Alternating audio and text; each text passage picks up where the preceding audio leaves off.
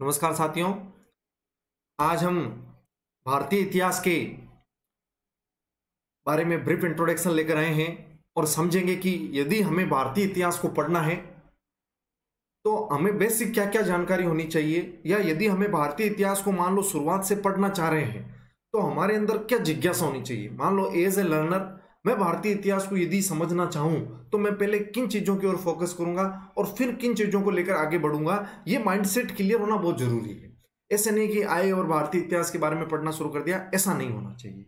और एग्जाम में आने लायक जो क्वेश्चन रहते हैं, चाहे वो हेरिटेज एंड कल्चर से रिलेटेड हो चाहे हिस्ट्री से रिलेटेड हो, तो उसके बारे में हम 5-7 मिनट के वीडियो बार लाते रहेंगे।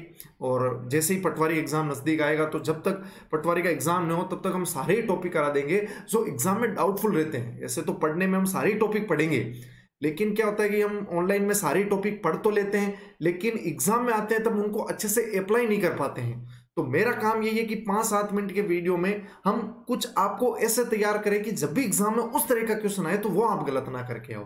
बाकी पढ़ते तो सभी हैं, आपको पता है। तो 5-7 मिनट के वीडियो में हम समझेंगे कि भारतीय इतिहास को कैसे पढ़ा जाएगा कि हमें समझने में बहुत आसानी हो जाए। तो मैं संजय कुमार बांबू, तो आज हम भारतीय इतिहास के बारे में पढ़ेंगे।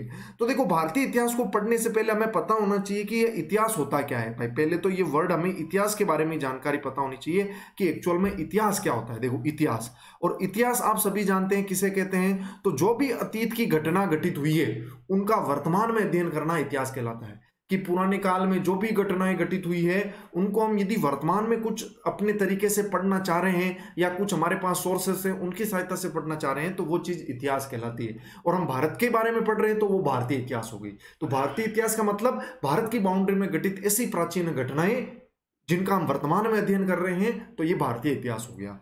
अब भारतीय इतिहास जो ये इतिहास वर्ड है, देखो ये इतिहास हिस्ट्री, तो हिस्ट्री वर्ड कहां से लिया गया है। तो हिस्ट्री वर्ड जो एक ग्रीक वर्ड है हिस्टोरिया, तो ग्रीक या जिसे आप यूनानी वर्ड भी कह सकते हो, तो ग्रीक और यूनानी वर्ड है हिस्टोरिया, उससे लिया गया है। और इस हिस्टोरिया का मतलब भी यही होता है कि अतीत की घटनाओं का वर्तमान में अध्ययन। और देखो कि ये हिस्टोरिया, अगर मान लो इतिहास पर किसी ने बुक लिखी हो सर्वप्रथम तो वो हेरोडोटस था, इसलिए हेरोडोटस को इतिहास का पिता कहते हैं या जनक कहते हैं, जनक भी कह सकते हो। तो इतिहास का जनक किसे कहते हैं, हेरोडोटस को कहते हैं। इसकी एक पुस्तक है जिसका नाम है हिस्टोरिका, जो इतिहास पर आधारित है। तो ये इतिहास के बारे में थोड़ा सा इंट्रोडक्शन था। अब हम समझेंगे कि देखो इंडियन हिस्ट्री को हम कितने भागों में बांट सकते हैं। तो जैसा कि हर हम देखते हैं कि 3 प्रकार की बुकें चलती है, एंशिएंट, मिडाइवल और मॉडर्न।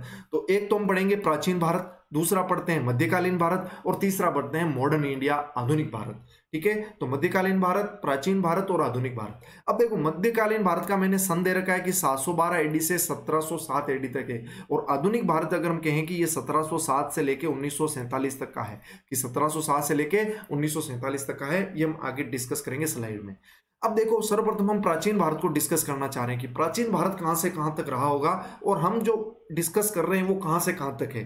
तो देखो पहले तो प्राचीन भारत को हमने 3 भागों में बांटा। देखो एक नंबर ये रहा प्री हिस्टोरिक पीरियड, जिसको हम कहते हैं प्राग ऐतिहासिक काल, मतलब हिस्टोरिक से भी पहले का। दूसरा होता है प्रोटो हिस्टोरिक, आद्य ऐतिहासिक काल। अब देखो इसका समझेंगे कि प्री हिस्टोरिक का क्या मतलब है और प्रोटो हिस्टोरिक का क्या मतलब है। और 3 नंबर होता है हिस्टोरिक पीरियड। तो देखो आद्य ऐतिहासिक काल का मतलब होता है कि हमें कुछ ऐसे प्रूफ मिले हैं, लिखे हुए लिखित में प्रूफ मिले हैं, लेकिन हम उन्हें पढ़ नहीं पाए हैं, इसलिए वो आद्य ऐतिहासिक काल है। और जिनके हमें कोई प्रूफ नहीं मिले हैं वो प्री हिस्टोरिक पीरियड है। और हिस्टोरिक पीरियड है जिसके हमें लिखित में बहुत सारे प्रूफ है। तो लिखित में प्रूफ है लेकिन पढ़ नहीं पा रहे हैं तो इसलिए प्रोटो हो गया। लिखित में प्रूफ ही नहीं है इसलिए प्रागैतिहासिक है।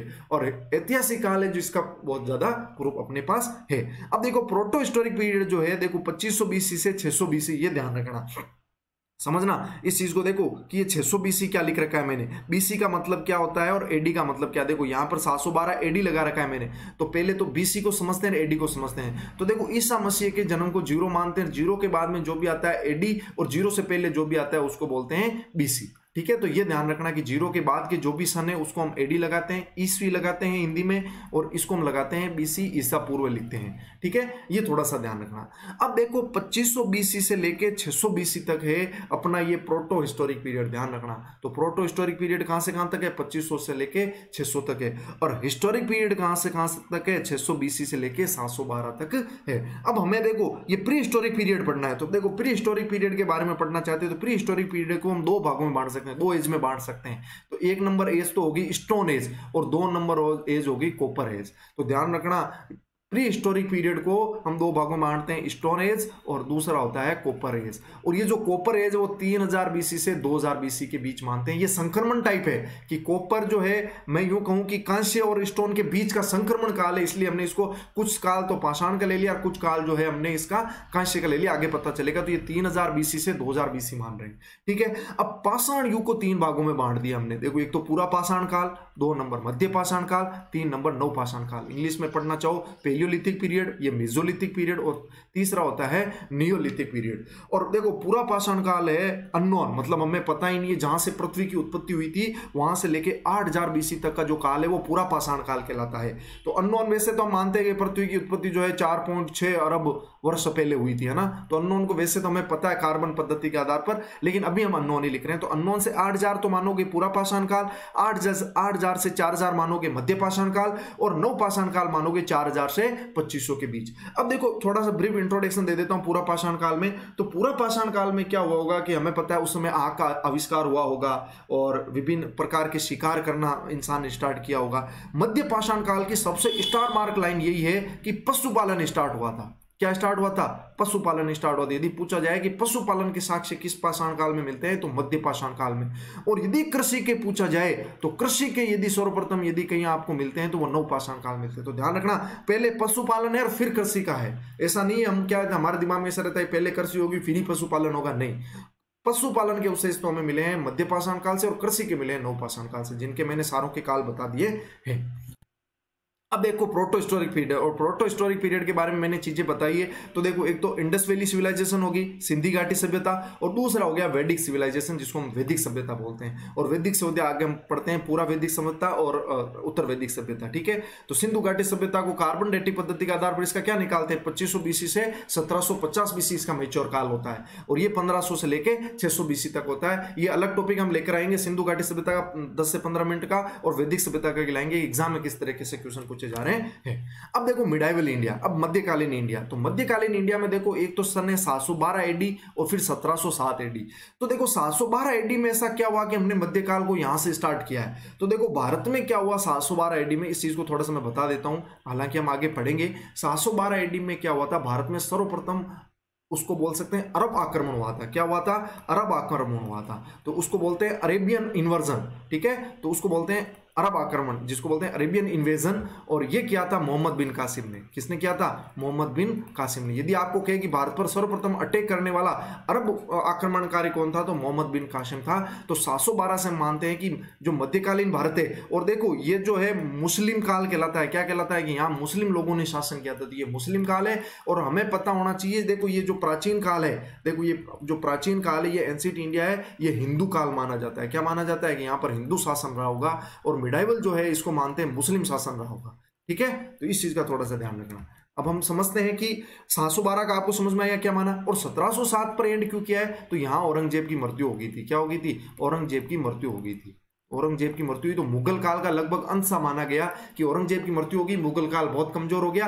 इसलिए यहां मध्यकाल हम यहीं तक पढ़ते हैं। मोहम्मद बिन कासिम के आक्रमण से लेके औरंगजेब की मृत्यु तक का जो काल होता है उसको मध्यकालीन काल बोलते हैं। जिसमें देखो कुछ आक्रमण रहेंगे, जैसे महमूद गजनवी का रहा है, जिसको प्रथम टर्किश आक्रमण बोलता है। यदि प्रथम तुर्की आक्रमण कहे किसने किया, तो महमूद गजनवी है। और यदि पूछा जाए अरब आक्रमण, तो मोहम्मद बिन कासिम है, जिसने सिंध में सर्वप्रथम आक्रमण किया था, ठीक है ना। तो देखो यहाँ कुछ किसी ना किसी प्रकार के मुस्लिम आक्रमण रही हैं। मोहम्मद गोरी का रहा है, महमूद गजनवी का रहा है, मोहम्मद बिन कासिम का रहा है। तो यहाँ कुछ प्रकार के आक्रमण है, इसलिए हमने इनको अलग सन में रखा है। और 1206 से ऐसा क्या स्टार्ट हुआ, तो 1206 से हमें पता है कि गुलाम वंश की नींव रखी गई थी। किसकी नींव रखी गई थी? गुलाम वंश की नींव रखी गई थी। मोहम्मद गोरी की मृत्यु हुई थी 1206 को, हम ऐसा कह सकते हैं कि मोहम्मद गोरी की क्या हुई थी?